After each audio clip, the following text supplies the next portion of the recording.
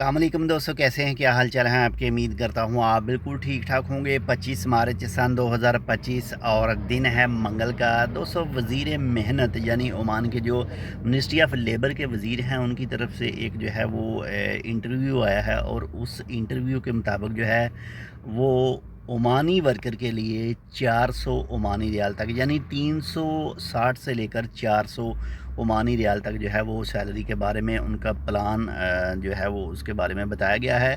तो जो इंटरव्यू में उनकी तरफ से जो भी अल्फाज हैं वो कहे गए हैं, तो वो मैं आपके साथ तमाम तफसील जो है उसकी शेयर कर रहा हूँ। लेकिन एक छोटी सी रिक्वेस्ट है, अगर आपने अभी तक हमारे channel tech with Urdu subscribe नहीं किया तो आप इसको सब्सक्राइब कर सकते हैं मज़ीद ऐसी ही मालूमाती वीडियोज़ के लिए।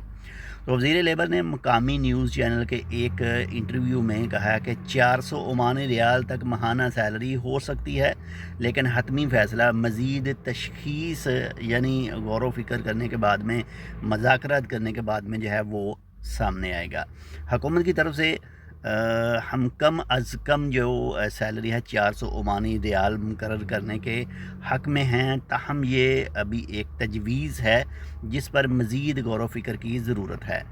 उनके मुताबिक वजाहत की गई कि किसी भी फ़ैसले से पहले इस तजवीज़ की माली और इक़्तिसादी कमेटी, वज़रा की कौंसल और तमाम मुतलका स्टेक होल्डर के ज़रिए मुकम्मल तशख़ीस की जाएगी। उन्होंने बताया कि 360 ओमानी रियाल से लेकर 400 ओमानी रियाल तक की तजवीज़ करदा हद national employment programme technical team और directorate general of planning and labour market policy के बाहमी तावन से तय की गई है।